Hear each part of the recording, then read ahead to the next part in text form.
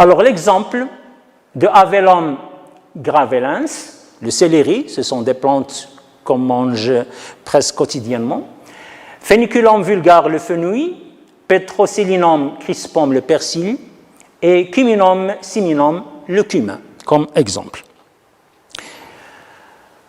Alors, la sous-classe des Asteridae, la dernière sous-classe au niveau du cotylédone. La sous-classe des Asteridae, l'ordre des lamiales, la famille des Lamiaceae, c'est la famille la plus riche en nombre d'espèces dans le domaine des palmes, les plantes aromatiques et médicinales. Alors, ce sont des plantes généralement herbacées, il y a des formes bien sûr qui sont ligneuses. Le caractère important au niveau de cette famille, les fleurs sont toujours pentamères, c'est-à-dire à 5 pièces par verticille, zygomorphes. Le calice, il est persistant, parfois bilabé. Persistant, il est toujours là, donc il ne tombe pas, il est toujours là. Parfois bilabié. Alors je vais expliquer le mot bilabié. Au niveau de la corolle, pourquoi? La corolle est toujours bilabiée, c'est-à-dire à 2 lèvres. La corolle possède 2 lèvres sur la photo. Je vais l'expliquer par une photo plus claire ici. Alors, il y a une lèvre supérieure à ce niveau, lèvre supérieure, et là, c'est une lèvre qui est inférieure. Alors là, il y a 2 lèvres. Lèvre supérieure contient 2 pétales soudés, et lèvre inférieure qui contient 3 pétales soudés. Donc 3 plus 2, c'est 5. Il y a 2 lèvres, comme ça, de cette manière, lèvre inférieure et lèvre supérieure. C'est un caractère important de la famille. C'est pourquoi même on dit labié. Labié, donc, c'est relatif à cette structure de la fleur. Alors, l'androcée, lui, il est didyname. On a vu le mot tétradyname. Chez les crucifères, tétradyname. Tétra plus 2, 6. Alors, dans ce cas, c'est didyname. Donc 2 grandes et 2 petites. Donc, ça, c'est caractère de androcée didyname, pour ne pas confondre avec tétradyname.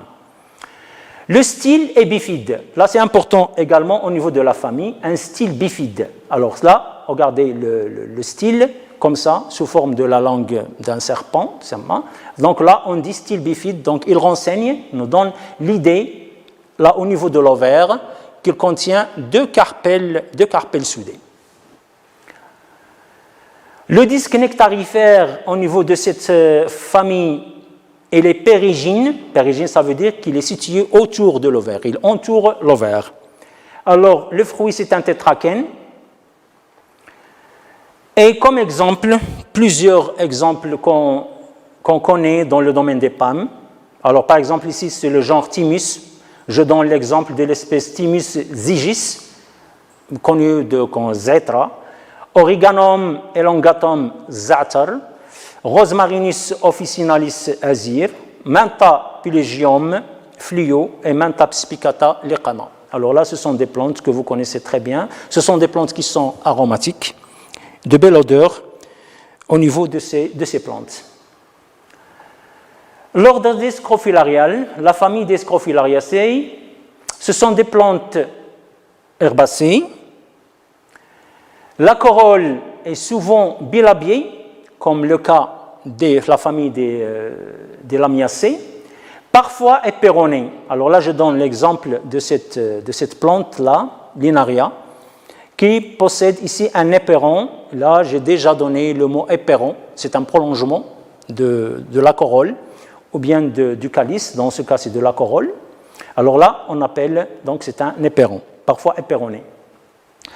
L'androcée est souvent didyname et épipétale. Lorsqu'il y a 4 étamines, parce que la cinquième étamine est avortée ou bien elle est transformée en staminode. Alors le mot staminode, ça signifie une étamine qui est stérile, c'est-à-dire qui a perdu sa fertilité, une étamine qui ne contient pas les anthères. Le disque nectarifère est généralement présent, mais situé à la base de l'ovaire, pour le comparer disque nectarifère des Lamiaceae, qui se trouvait autour de l'ovaire. Dans ce cas, il est situé à la base de l'ovaire.